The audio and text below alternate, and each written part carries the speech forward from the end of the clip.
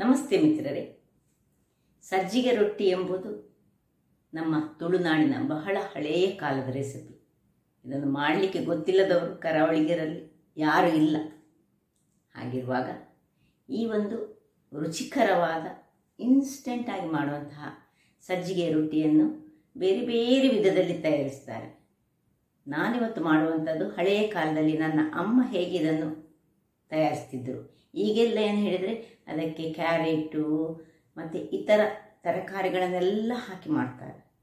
ಆದರೆ ಮುಂಚೆ ಕೇವಲ ಒಂದು ಸಜ್ಜಿಗೆ ಮತ್ತು ಒಂದು ಮೈದವ ಅಕ್ಕಿ ಹಿಟ್ಟ ಅದನ್ನು ಸೇರಿಸಿ ತೆಂಗಿನ ತುರಿ, ನಾವು ಕರಾವಳಿಗರಲ್ಲಿ ಯಾವತ್ತೂ ಇರ್ತದೆ, ತೆಂಗಿನ ಮರಗಳೇ ನಮ್ಮ ಮನೆಗಳಲ್ಲಿ ಇರುವಾಗ ತೆಂಗಿನ ಕಾಯಿ ಅಂದರೆ ಫ್ರೆಶ್ ತೆಂಗಿನ ತುರಿ ನಮ್ಮಲ್ಲಿ ಇರ್ತದೆ. ಹಾಗಿರುವಾಗ ಇವತ್ತು ನಾನು ಹಳೆಯ ಕಾಲದ ಈ ರೆಸಿಪಿಯಾದ ಸಜ್ಜಿಗೆ ರೊಟ್ಟಿಯನ್ನು ಮಾಡ್ತಿದ್ದೇನೆ. ಹಾಗಾದರೆ ಇದನ್ನು ಹೇಗೆ ಮಾಡುವುದು ಎಂದು ನೋಡುವ ಮೊದಲು ಯಾರೆಲ್ಲ ನನ್ನ ಚಾನಲನ್ನು ನೋಡ್ತಿದ್ದೀರಿ, ಯಾರೆಲ್ಲ ಇನ್ನೂ ಸಬ್ಸ್ಕ್ರೈಬ್ ಮಾಡಿಲ್ಲ ದಯವಿಟ್ಟು ಸಬ್ಸ್ಕ್ರೈಬ್ ಮಾಡಿ ಸಪೋರ್ಟ್ ಮಾಡಿ ಅಂತ ಹೇಳುತ್ತಾ ಬನ್ನಿ ಅಡಿಗೆ ಮನೆಗೆ ಹೋಗೋಣ. ನಮಸ್ತೆ ಮಿತ್ರರೇ, ಇವತ್ತು ಕರಾವಳಿ ಶೈಲಿಯ ಸಜ್ಜಿಗೆ ರೊಟ್ಟಿ ಮಾಡೋಣ. ಬಹಳ ಫೇಮಸ್. ನಾವು ಸಜ್ಜಿಗೆ ರೊಟ್ಟಿಯನ್ನು ಹೆಚ್ಚಾಗಿ ಮಾಡ್ತೇವೆ. ಇನ್ಸ್ಟೆಂಟ್ ಆಗಿ ಮಾಡುವಂಥದ್ದೆಲ್ಲ ಬಹಳ ಉಪಯೋಗಕ್ಕೆ ಬರ್ತದೆ. ಈ ಆಫೀಸ್ನ ಗಡಿಬಿಡಿಯಲ್ಲಿರುವವರೆಲ್ಲ ಬೇಗ ಬೇಗ ಏನಾದರೂ ಬ್ರೇಕ್ಫಾಸ್ಟ್ ಮಾಡಬೇಕು ಹೇಳಿದ್ರೆ ಹೆಚ್ಚಾಗಿ ಸಜ್ಜಿಗೆ ರೊಟ್ಟಿಯನ್ನೇ ಮಾಡೋದು. ಇದೊಂದು ಹಿಂದಿನ ಕಾಲದ ಒಂದು ರೆಸಿಪಿ. ಇದಕ್ಕೆ ಬೇಕಾಗುವ ಸಾಮಗ್ರಿಗಳು ಇಲ್ಲಿ ನೋಡಿ. ಒಂದು 150 ಗ್ರಾಮ್ಸ್ನಷ್ಟು ಬಾಂಬೆ ರವೆ ತೆಗೆದುಕೊಂಡಿದ್ದೇನೆ ನಾನು, ಅಥವಾ ನೀವು ಚಿರೋಟಿ ರವೆ ಸಾಕ್ತದೆ, ಇದಕ್ಕೆ ಯಾವ ಸಜ್ಜಿಗೆ ಸಾಕ್ತದೆ. ಮತ್ತು ಸ್ವಲ್ಪ ಅಕ್ಕಿ ಹುಡಿ, ಒಂದು 6-7 ಚಮಚಗಳಷ್ಟು ಅಕ್ಕಿ ಹುಡಿ ಸಾಕ್ತದೆ, ಗೋಧಿ ಹುಡಿ ಸಾಕ್ತದೆ, ಅಥವಾ ನಿಮ್ಮ ಹತ್ರ ಗೋಧಿ ಅಕ್ಕಿ ಹುಡಿ ಇರದ್ರೆ ಮೈದಾ ಹುಡಿ ಸಾಕ್ತದೆ. ಯಾವುದೇ ಹುಡಿಸಿ ಇದಕ್ಕೆ ಮಿಕ್ಸ್ ಮಾಡ್ಬೋದು. ಆದರೆ ಅಕ್ಕಿ ಹುಡಿ ಮಿಕ್ಸ್ ಮಾಡಿದರೆ ಆರೋಗ್ಯಕ್ಕೆ ಉತ್ತಮ ಅಂತ.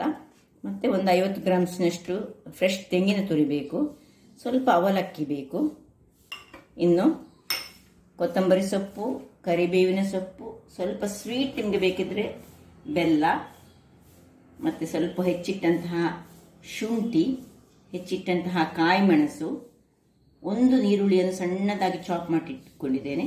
ಇನ್ನು 1 ಚಮಚದಷ್ಟು ಜೀರಿಗೆ ಬೇಕು. ಜೀರಿಗೆ ಅಲ್ಲದೆ ಜೀರಿಗೆ ಹುಡಿ ಸಾಕು. ವೀಕ್ಷಕರೇ, ಈಗ ನೋಡಿ, ಮೊದಲಿಗೆ ನಾನು ಸ್ವಲ್ಪ ಒಂದು ಲೋಟದಷ್ಟು ನೀರನ್ನು ಹಾಕ್ಕೊಂಡು ಅದಕ್ಕೆ ನಾನಿವತ್ತು ಅಥೆಂಟಿಕ್ ನಮ್ಮ ಹಿರಿಯರ ಸ್ಟೈಲಿನಲ್ಲಿ ಮಾಡ್ತಿದ್ದೇನೆ. ಈ ಕಲ್ಲುಪ್ಪನ್ನು ನಾವು ಯೂಸ್ ಮಾಡೋದು, ಇಲ್ಲದಿದ್ದರೆ ಕಲ್ಲುಪ್ಪು ನಾವು ಕೆಲವರು ಯೂಸ್ ಮಾಡೋದಿಲ್ಲ. ಕಲ್ಲುಪ್ಪು ಯೂಸ್ ಮಾಡಿದ್ರೆ ಬಹಳ ಉತ್ತಮ. ಎಷ್ಟು ರುಚಿಗೆ ತಕ್ಕಷ್ಟು ಕಲ್ಲುಪ್ಪನ್ನು ನೀರಿನಲ್ಲಿ ಹಾಕ್ಕೊಳ್ತೇನೆ.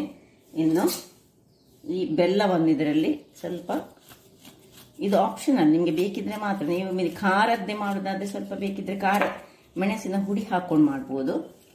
ಸ್ವಲ್ಪ ಬೆಲ್ಲ, ಒಂದು ರುಚಿಗೆ ಬೇಕಿದಷ್ಟು ಬೆಲ್ಲ ಹಾಕಿದರೆ ಸ್ವಲ್ಪ ಸ್ವೀಟ್ ಆದರೆ ನಮಗೆ ಒಂದು ಪುಲ್ಪೆನ್ನ ಹೇಳ್ತೇವೆ, ಆ ಟೈಪಿನಲ್ಲಿ ಆಗ್ತದೆ.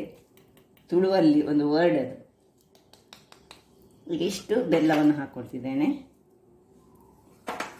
ಇನ್ನು ಈ ಅವಲಕ್ಕಿಯನ್ನು ನಾನು ತೊಳೆದು ಒಂದು ಸತಿ ತೊಳೆದು ತರ್ತೇನೆ.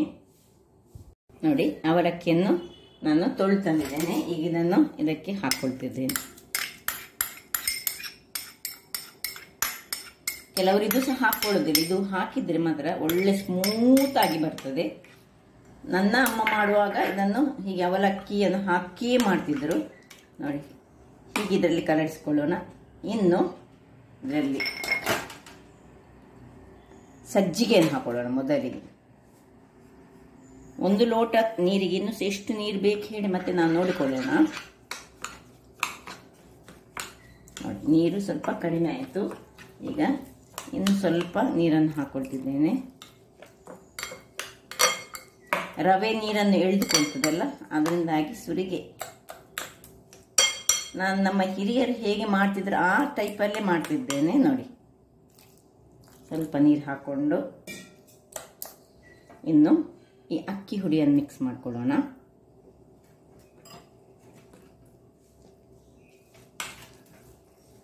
ಇನ್ನು ಎಷ್ಟು ತೆಂಗಿನ ತುರಿ ಹಾಕ್ತೀರ ಅಷ್ಟು ರುಚಿಯಾಗಿ ಬರ್ತದೆ. ಇದು ಬಹಳ ಚೆನ್ನಾಗಿ ಬರ್ತದೆ. ಫ್ರೆಶ್ ತೆಂಗಿನಕಾಯಿ ತುರಿ ಇದ್ದರೆ ಫ್ರೆಶ್ ತೆಂಗಿನಕಾಯಿ ಒಂದು 50 ಗ್ರಾಮ್ಸ್ನಷ್ಟು ಹಾಕ್ಕೊಳ್ಳಿ.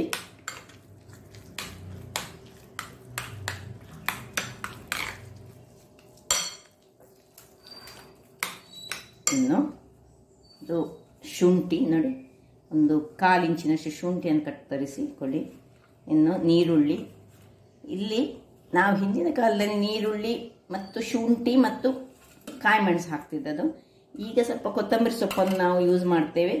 ಹಿಂದೆ ಹೆಚ್ಚಾಗಿ ಕೊತ್ತಂಬರಿ ಸೊಪ್ಪಿನ ಯೂಸ್ ಬಹಳ ಕಡಿಮೆ ಇತ್ತು. ಕೊತ್ತಂಬರಿ ಸೊಪ್ಪು ಆಗ ನಾವು ಈ ಕರಿಬೇವಿನ ಸೊಪ್ಪನ್ನೇ ತುಂಬ ಯೂಸ್ ಮಾಡ್ತಿದ್ದದು. ನೋಡಿ, ಕರಿಬೇವಿನ ಸೊಪ್ಪನ್ನು ಚೆನ್ನಾಗಿ ಕೈಯಲ್ಲಿ ಹೀಗೆ ಸಣ್ಣ ಸಣ್ಣದಾಗಿ ಹೆಚ್ಚಿಕೊಂಡು ಹಾಕೊಳ್ಳೋಣ. ಬೇಕಿದ್ರೆ ನೀವು ಚಾಪ್ ಮಾಡಿ ಇಟ್ಕೊಳ್ಬೋದು ಸಹ. ಇದು ಒಂದು ಪರಿಮಳ. ಕರಿಬೇವಿನ ಸೊಪ್ಪು ಈ ಸಜ್ಜಿಗೆ ರೊಟ್ಟಿಯಲ್ಲಿ ಬಹಳ ಪರಿಮಳವನ್ನು ಕೊಡ್ತದೆ. ಎಷ್ಟು ನೀವು ಹಾಕ್ತೀರ ಅಷ್ಟು ಒಳ್ಳೆಯದು, ದೇಹಕ್ಕೂ ಉತ್ತಮ, ಆರೋಗ್ಯಭರಿತ ಸಹ. ಹಾಗಿರುವಾಗ ಇದರ ಪರಿಮಳ ಈ ಸಜ್ಜಿಗೆ ರೊಟ್ಟಿಯಲ್ಲಿ ಅದು ಕಾಯುವಾಗ, ಅದು ಸಹ ನಾವು ಕಬ್ಬಿಣದ ಕಾವಲಿಯಲ್ಲಿ ಮಾಡಬೇಕು. ಅದರ ಪರಿಮಳವೇ ಒಂದು ಬೇರೆ ರೀತಿಯದು, ಅಮೋಘ ಅಂತ ಹೇಳ್ಬೋದು. ನೋಡಿ, ಇನ್ನು ಸ್ವಲ್ಪ ನೀರನ್ನು ಹಾಕ್ಕೊಂಡು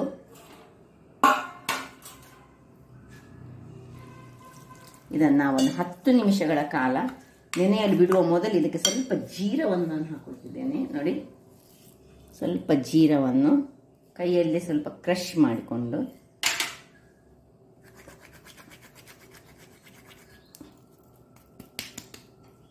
ಸ್ವಲ್ಪ ಕೈಯಲ್ಲಿ ತಿರುಗಿಸಿಕೊಂಡು ನಾನು ಇದನ್ನು ಮುಚ್ಚಿಟ್ಟುಕೊಳ್ತೇನೆ. ಒಂದು 10 ನಿಮಿಷದ ನೆನೆಬೇಕು. ಆಮೇಲೆ ಇದನ್ನು ಮಾಡಿದರೆ ಒಳ್ಳೆಯದು. ಯಾಕಂದರೆ ರವ ಅಲ್ಲ, ರವ ಆ ನೀರನ್ನೆಲ್ಲ ಎಳೆದುಕೊಂಡು ಉಬ್ಬಿ ಬರಬೇಕು. ವೀಕ್ಷಕರೇ, ಮುಚ್ಚಿಟ್ಟು 10 ನಿಮಿಷಗಳ ಕಾಲ ನೆನೆಯಲು ಬಿಡೋಣ. 10 ನಿಮಿಷ ಆಯಿತು. ನೋಡಿ, ಒಳ್ಳೆ ನೆಂದಿದೆ. ಇಲ್ಲಿ ಇದನ್ನು ಆನ್ ಮಾಡಿಕೊಂಡು ಒಂದು ಕಬ್ಬಿಣದ ಕಾವಲಿಯನ್ನು ಇಟ್ಕೊಳ್ಳೋಣ. ಇಲ್ಲಿ ನೀವು ತೆಂಗಿನ ಎಣ್ಣೆಯನ್ನು ಯೂಸ್ ಮಾಡ್ಬೋದು ಅಥವಾ ತುಪ್ಪವನ್ನು ಯೂಸ್ ಮಾಡ್ಬೋದು, ಯಾವುದು ನಡೀತದೆ. ಹಾಗಿರುವಾಗ ನಾನು ಸ್ವಲ್ಪ ಕೆಳಗೆ ತುಪ್ಪವನ್ನು ಸವರಿಕೊಳ್ತೇನೆ.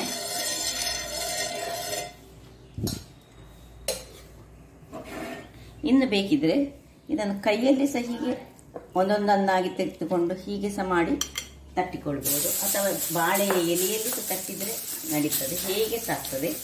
ಮಾತ್ರ ಕೆಳಗೆ ಸ್ವಲ್ಪ ತುಪ್ಪ ಅಥವಾ ಎಣ್ಣೆಯನ್ನು ಸವರಿಕೊಳ್ಬೇಕು. ಎಷ್ಟು ನಿಮಗೆ ತೆಳು ಮಾಡಲಿಕ್ಕೆ ಆಗ್ತದೆ ಅಷ್ಟು ತೆಳುವಾಗಿ ಇದನ್ನು ತಟ್ಟಿಕೊಳ್ಬೇಕು.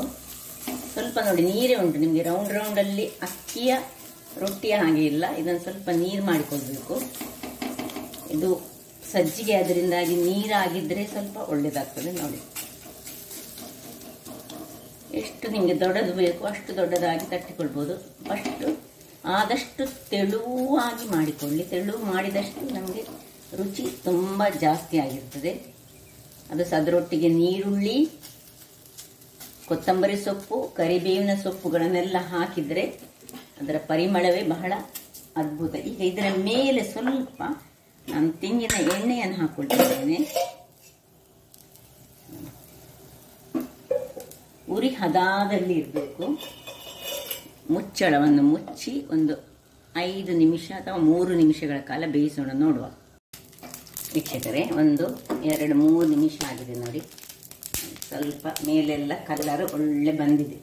ಈಗ ಮೇಲೆ ಸ್ವಲ್ಪ ತುಪ್ಪವನ್ನು, ಇದು ಎಲ್ಲ ಆಪ್ಷನಲ್, ನಿಮಗೆ ತುಪ್ಪ ನೀವು ಎಣ್ಣೆಯಲ್ಲಿ ಹಾಕದೆ ಸಹ ನೀವು ಮಾಡ್ಕೊಳ್ಬಹುದು.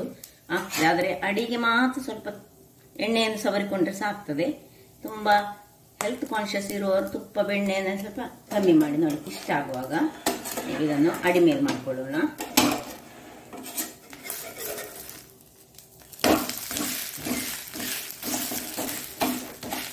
ಏನು ಚೆನ್ನಾಗಿ ಬಂದಿದೆ ನೋಡಿ. ಇಲ್ಲಿ ಸಹ ಬೇಕಿದ್ರೆ ಸ್ವಲ್ಪ ನಿಮಗೆ ಡ್ರೈನೆಸ್ ಆಗ್ತದೆ ಅಂತ ಆದರೆ ಸ್ವಲ್ಪ ಹೀಗೆ ಸ್ವಲ್ಪವೇ ಎಣ್ಣೆಯನ್ನು ಹಾಕ್ಕೊಂಡು ಮಾಡಿಕೊಂಡ್ರೆ ಆಯಿತು.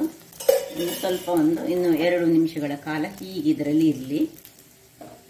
ವೀಕ್ಷಕರೇ ನೋಡಿ, ಇಲ್ಲಿ 2 ನಿಮಿಷ ಹೀಗೆ ಪುನಃ ಅಡಿಮೇಲೆ ಮಾಡಿಟ್ಟುಕೊಂಡಿದ್ದೇನೆ. ನೋಡಿ ಏನು ಚೆನ್ನಾಗಿ ಬೆಂದಿದೆ ನೋಡಿ. ಹೀಗೆ ಇಷ್ಟು ಸ್ವಲ್ಪ ಬ್ರೌನ್ ಬರಬೇಕು. ಆಯಿತು, ಇದೀಗ ಬೆಂದಿದೆ ಅಂತ ಅರ್ಥ. ನೀವು ಇದನ್ನು ಹೀಗೆ ಮುಟ್ಟುವಾಗ ಏನು ನಿಮಗೆ ಇದು ಕೈಗೆ ಹಿಡಿಯಬಾರ್ದು. ನೋಡಿ, ಹೀಗೆ ಬ್ರೌನಿಶ್ ಮೇಲಿಂದ ಬಂದರೆ ಸಜ್ಜಿಗೆ ರೊಟ್ಟಿ, ನಮ್ಮ ಕರಾವಳಿಯ ಶೈಲಿಯ ಸಜ್ಜಿಗೆ ರೊಟ್ಟಿ ರೆಡಿಯಾಗಿದೆ ನೋಡಿ. ಇಲ್ಲಿ ಸಹ ಕಾವಲಿಯನ್ನು ಸ್ವಲ್ಪ ಕ್ಲೀನ್ ಮಾಡಿಕೊಂಡು ಸ್ವಲ್ಪ ಎಣ್ಣೆಯನ್ನು ಹಾಕೊಳ್ಳೋದು. ಎಣ್ಣೆಯ ತುಪ್ಪ, ಈಗ ಎಣ್ಣೆಯಲ್ಲಿ ಮಾಡ್ತೇವೆ ನೋಡಿ. ಬೇಕಿದ್ರೆ ತೆಂಗಿನ ಎಣ್ಣೆ ಬಹಳ ಸೂಕ್ತವಾಗಿರ್ತದೆ. ಹೀಗೆ ನೋಡಿ ಕೈಯಲ್ಲಿ ನೋಡಿ ಹೀಗೆ ರೌಂಡ್ ತೆಗೆಯೋದು, ಅಥವಾ ನೀವು ಸೌಟಿನಲ್ಲಿ ಸಹ ಹಾಕೊಳ್ಬೋದು. ಸ್ವಲ್ಪ ಇದು ತೆಳು ಇರಬೇಕು, ತೆಳು ಇದ್ರೆ ಮಾತ್ರ ಚೆನ್ನಾಗಿ ಬರ್ತದೆ. ಕೈಯಲ್ಲಿ ಹೀಗೆ ಹೀಗೆ ಮಾಡಿದರೆ ಆಯ್ತು. ಸ್ವಲ್ಪ ಉರಿ ಈಗ ಸ್ವಲ್ಪ ಸಣ್ಣದಿರಲಿ.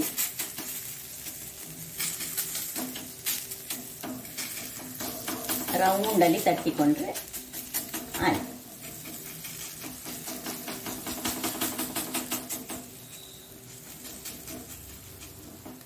ಎಷ್ಟು ದೊಡ್ಡದು ಬೇಕು ಅಷ್ಟು ದೊಡ್ಡದಾಗಿ, ಮಕ್ಕಳಿಗೆ ಬೇಕಿದ್ರೆ ಸಣ್ಣ ಸಣ್ಣದಾಗಿ ಸಹ ನಾವು ಮಾಡಿಕೊಳ್ಬೋದು ನೋಡಿ. ಆನಿಯನ್, ಕೊತ್ತಂಬರಿ ಸೊಪ್ಪು, ಕರಿಬೇವಿನ ಸೊಪ್ಪು, ಕಾಯಿ ಮೆಣಸು, ಶುಂಠಿ, ಅದರ ಫ್ಲೇವರ್ ಇದಕ್ಕೆ ಬಹಳ ಚೆನ್ನಾಗಿ ಬರ್ತದೆ.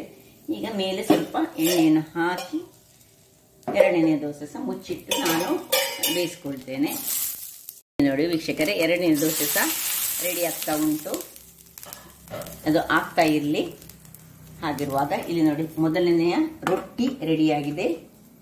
ಸಜ್ಜಿಗೆಯ ರೊಟ್ಟಿ ನೋಡಿ ಹೇಗೆ ಬಂದಿದೆ ನೋಡಿ. ಎಷ್ಟು ತೆಳುವಾಗಿ ಸಹ ಹೀಗೆ ಬ್ರೌನಿಶ್ ಬರಬೇಕು ಅಡಿಯಲ್ಲಿ, ಮೇಲೆ ಸಹ ಹಾಗೆ ಬ್ರೌನ್ ಬಂದು ಇದನ್ನು ನಾವು ಚಟ್ನಿಯೊಟ್ಟಿಗೆ ಸಹ ತಿನ್ಬೋದು. ಚಟ್ನಿ ಇಲ್ಲದೆ ಖಾಲಿ ತಿನ್ಬೋದು, ಅಥವಾ ನೋಡಿ ಬೆಣ್ಣೆಯನ್ನು ಹಾಕೊಂಡು ಸಹ ತಿನ್ಬೋದು. ಇಲ್ಲಿ ಎರಡನೇ ದೋಸೆಯನ್ನು ನೋಡಿ ಬೇಕಿದ್ರೆ ಅಡಿ ಮೇಲೆ ಸಹ ಮಾಡಿಕೊಳ್ಬೋದು ನಾವು.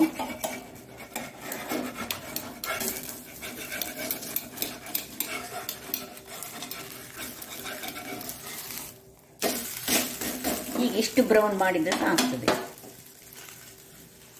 ಹಾಗಾದ್ರೆ ನೋಡಿದ್ರಲ್ಲ ವೀಕ್ಷಕರೇ, ನನ್ನ ಈ ಕುಕಿಂಗ್ ಚಾನಲ್ ನಿಮಗೆ ಇಷ್ಟ ಆದರೆ ಬೋಳೂರು ಸುವರ್ಣ ಚಾನಲನ್ನು ಲೈಕ್ ಮಾಡಿ, ಶೇರ್ ಮಾಡಿ ಹಾಗೂ ಸಬ್ಸ್ಕ್ರೈಬ್ ಮಾಡಿ, ಹಾಗೂ ನನ್ನ ಇನ್ಸ್ಟಾಗ್ರಾಮ್ ಪೇಜನ್ನು ಫಾಲೋ ಮಾಡಿ. ಧನ್ಯವಾದಗಳು.